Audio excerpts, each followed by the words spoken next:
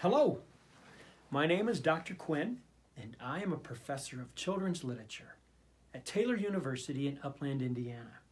Today I'd like to share Sweet Dream Pie, written by Audrey Wood and illustrated by Mark Teague. The publisher is Blue Sky Press. Here we go. Here are the end pages.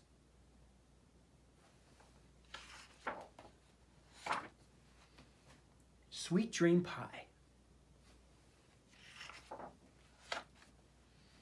It was almost dawn on Willoughby Street when Paul Brindle lit the lantern and led Ma Brindle up to their dark attic, to an old trunk draped in cobwebs.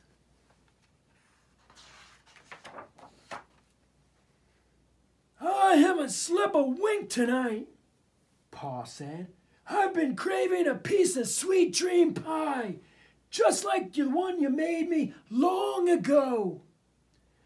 "The last time I made you that pie, you ate too much," Ma grumbled, "and your dreams weren't sweet." Pa Brindle blew the cobwebs off the trunk. Then he threw it open, and all the cats in the neighborhood opened one eye. An enormous mixing bowl, a great rolling pin, a gigantic pie pan, and a small brass bell glistened in the lantern light. "I'll be good this time," Paul promised. "One big piece of sweet dream pie, that's all I want." "Well then, I'll make it, but you help," Ma agreed. "But if things get out of hand, don't blame me." The Brindles carried the extra large utensils down from the kitchen and began to make the pie. When the dough was ready, Ma rolled it out onto the table, and when she did, all the people on Willoughby Street, including little Amy McPherson, rolled out of their beds and onto their floors. Next, Ma fashioned 2 great pie crusts.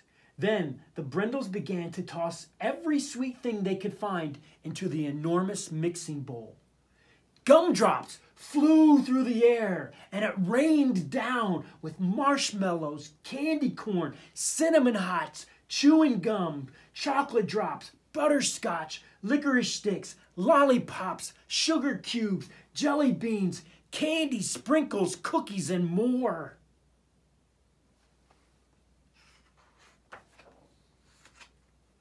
Clouds of powdered sugar drifted out the windows and into the street. A chocolate tornado sprang up and whirled out the door, knocking Johnny Lunds, who was trying to deliver newspapers, off his bicycle. The enormous mixing bowl began to glow. A thick, sweet syrup bubbled up and oozed down the sides. The Brindles poured the filling into the giant pie pan, then wrestled the top crust into place. Ma crimped the edges, and Pa poked the steam holes. The crust began to move, as if things inside were trying to get out. Pa shoved the pie into the oven and slammed the door. Quickly, he turned the oven dial past bake, past broil, and roast, to a setting that was simply called special. As the sun rose, the oven warmed and a heat wave hit Willoughby Street. It was too hot to go to work or school, so everyone stayed home doing cool things. Even Mary Chubb, who had never missed a day at the library in 15 years, lounged beneath her sunflower. By noon, the delicious smell of Ma Brindle's sweet dream pie blanketed the neighborhood with a blissful aroma. Everyone was simply drooling to taste that pie.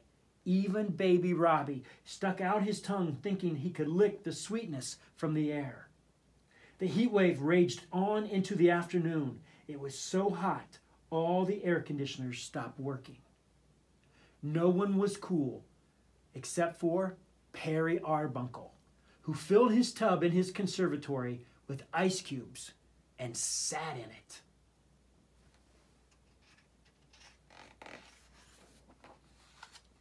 As the sun set, the sweet dream pie browned, and the sky burned a fiery red above Willoughby Street.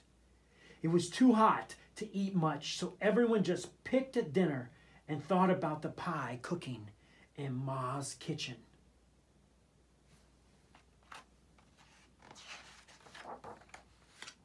That evening, all the neighbors found an excuse to stop by the Brindles' house. Pa set up tables and colored lights outside and invited everyone to stay and share his special dessert. They were all thrilled except little Amy McPherson. Amy could eat no pie because it made her sneeze. The dogs jumped up and began to chase their tails. Ma Brindle rang the small brass bell. "It's time for sweet dream pie," she called. Pa Brindle and Johnny Luns carried the pie out and set it down. Steam rose up from the pie and a thick fog settled over the neighborhood. Standing side by side, the Brindles blew upon the pie to cool it. A welcome breeze sprang up, whirling napkins and party plates into the air and clearing the fog. For the first time in 13 hours, Willoughby Street cooled down. Ma cut the pie as the neighbors lined up.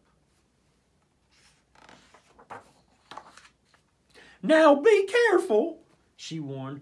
"This pie is very rich. One piece is all you need." No one had ever tasted anything like Ma Brindle's sweet dream pie. It was so sweet. Happy tears just rolled down everyone's cheeks. "Don't eat too much," Ma kept saying. "Only one piece or you'll be sorry." But no one listened. They all helped themselves to sweet thirds and fourths.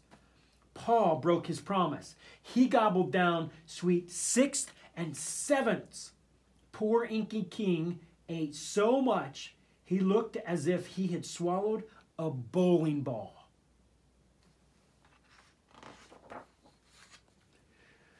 When Myrtle Murphy's parrot pecked up the last crumb, a hush fell upon Willoughby Street.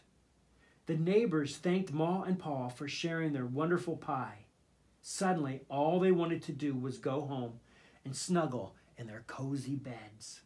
Some made it, and others dozed off along the way. Ma Brindle shook her head in dismay. "After all that sweetness," she said, "no one will rest well tonight." And then she went inside and got her broom.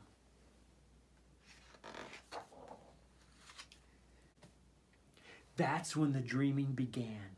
Pa Brindle's dream was the first to pop out. Bigger than a dump truck, it galloped through the neighborhood, whistling for others to follow. Dreams of every shape, size, and color drifted from their dreamers and began to sport and play. All of the dreamers on Willoughby Street tossed and turned in their restless sleep.